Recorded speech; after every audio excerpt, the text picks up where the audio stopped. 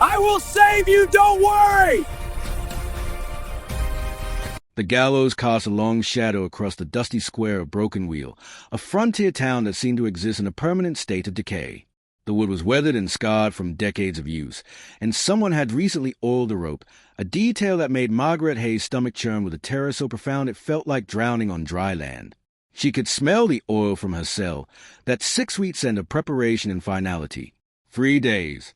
That was all the time remaining before the execution order would be carried out at dawn. 3 days to live as a condemned woman, accused of a crime she didn't commit, in a town that had already decided her guilt and welcomed her death as entertainment. The jail cell was cramped and hot, the bars rusted orange from years of exposure to the desert elements. A single window, positioned too high to see out of, let in amber light that seemed to mock her with its beauty. Outside, she could hear the sounds of town preparation, hammers driving nails, men calling to one another, the excitement of people who viewed an execution as spectacle rather than tragedy. Margaret had been a school teacher for 7 years in Broken Wheel. She'd taught the children of miners, ranchers, and merchants their letters and numbers. She'd organized the town's only library in a corner of the church. She'd been respected, or so she believed, until the night that Judge Harlan Dexter was found dead in his study, stabbed 17 times with his own letter opener, bleeding out on a Persian rug worth more than most people earned in a lifetime. The evidence against her was circumstantial but damning. A witness claimed to have seen a woman matching her description, leaving the judge's house at the time of death. Her handkerchief had been found near the body, though Margaret couldn't explain how it got there. And most damaging of all, Judge Dexter had recently ruled against her in a case where she'd attempted to protect one of her students from an abusive father. The judge had sided with the father, and Margaret had been publicly vocal in her criticism of his decision. Motive, the prosecutor had declared. Rage at injustice transformed into murderous vengeance. The trial had lasted 2 days. The verdict had taken the jury 3 hours. The sentence had been death. Now, as the sun began to descend toward the horizon, casting the jail in deeper shades of crimson and gold, a shadow fell across Margaret's cell. She looked up to see a man she'd never seen before, dressed in a U.S. Marshal's coat with the wear and dust of hard travel embedded in every fiber. Marshal Thomas Garrett was 43 years old and carried the look of a man who'd seen too much of humanity's worst impulses. His face was weathered to the color of old leather, his eyes a pale gray that seemed to catalogue everything they observed. He'd arrived in Broken Wheel that afternoon, and his first action had been to visit the jail. Margaret Hayes. His voice was low and carried an authority that made even the jailer snap to attention. Margaret rose from the cot where she'd been sitting in a state of numb resignation. Yes. I'm Marshal Garrett. I'd like to ask you some questions about the night Judge Dexter died. The trial is over, Margaret said flatly. I've been sentenced. There's nothing more to question. Maybe. Maybe not. Garrett pulled a chair from the jailer's desk and positioned it outside her cell, settling into it with the ease of a man who'd done this 100 times before. In my experience, verdicts are often correct. But sometimes, not often, but sometimes, a town gets so focused on the obvious suspect that it misses what's actually there. So humor me. Start with the night in question. Where were you? Margaret had been asked this question 12 times already, but something about Garrett's demeanor suggested he would listen to the answer rather than simply waiting for her to say something incriminating. I was at home, she said. I live alone, in a cottage near the school. I'd spent the evening grading papers and preparing lessons. I went to bed around 9 o'clock. Did anyone see you?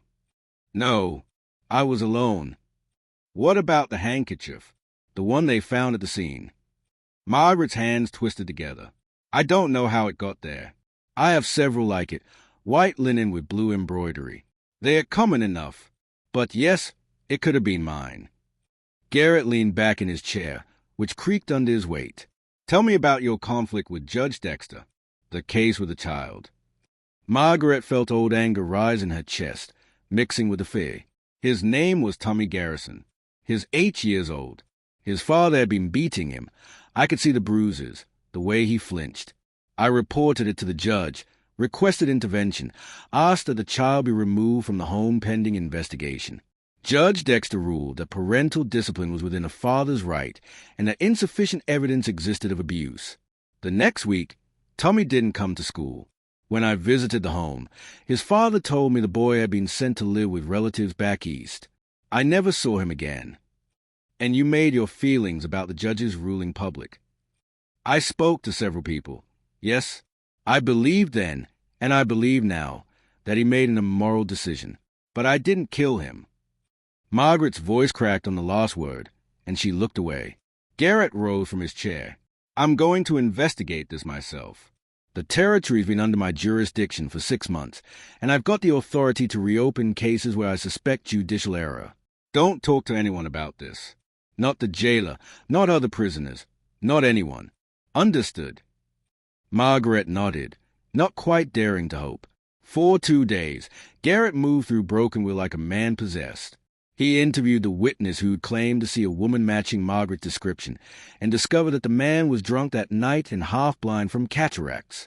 He examined the handkerchief closely and found a maker's mark that identified it as being from Denver, not from any local merchant.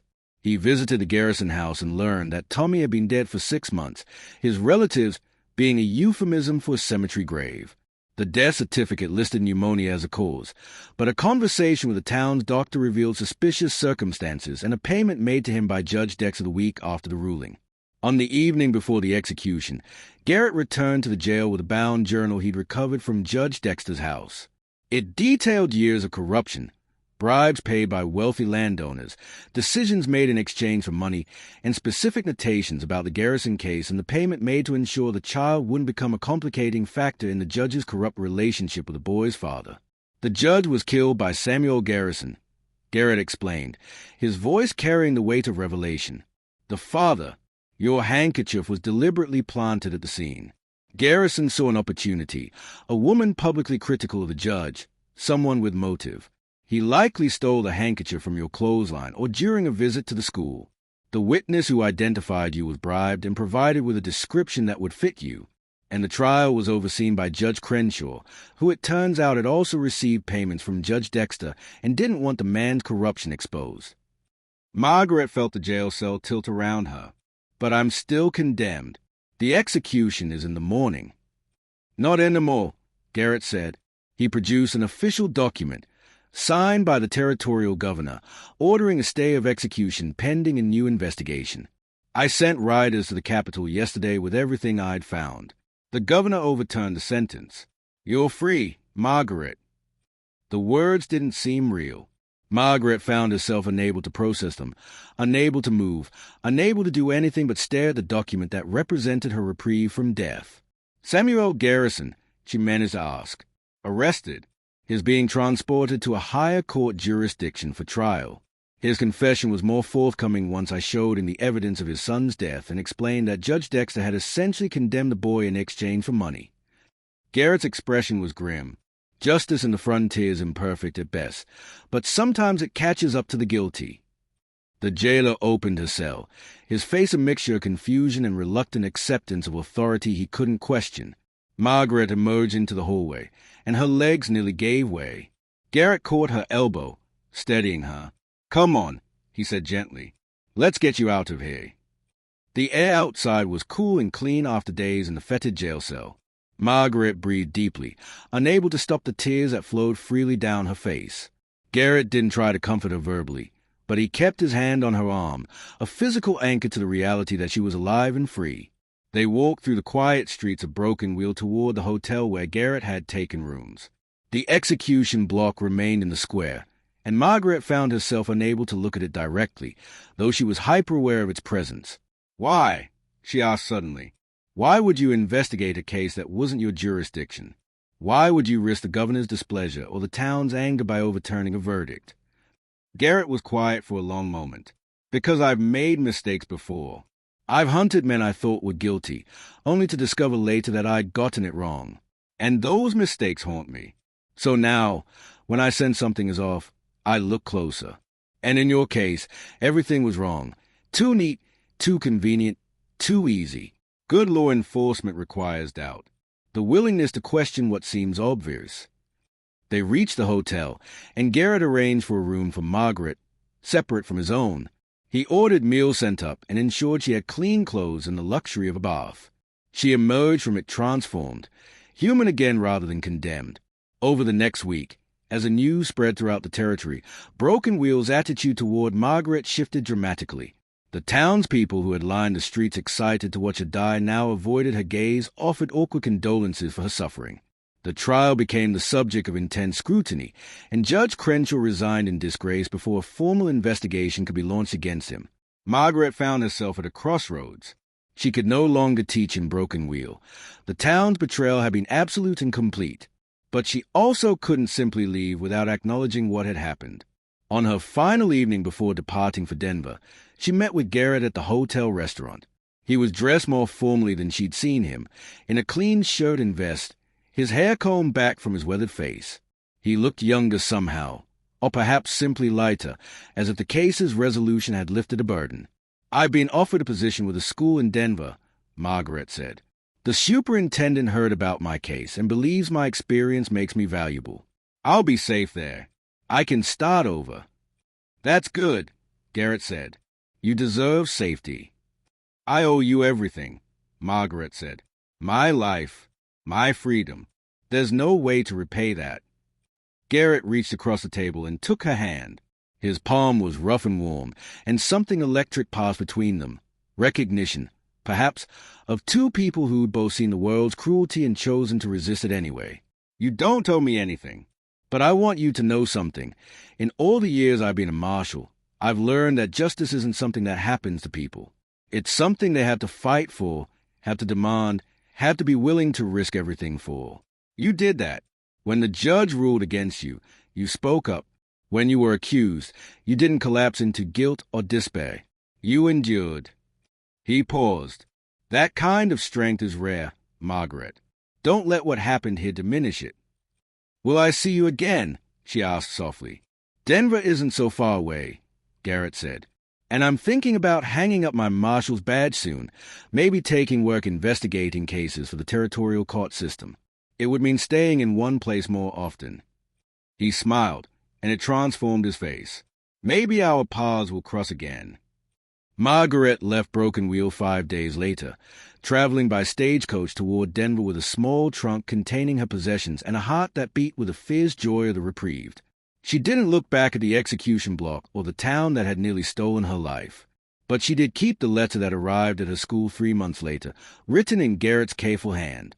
He'd been appointed as an investigative consultant for the territorial court and was indeed based in Denver now, working to review cases where justice seemed suspect. He asked if she might be willing to meet for coffee and discuss his cases. Her perspective as someone who'd been wrongly convicted might prove valuable.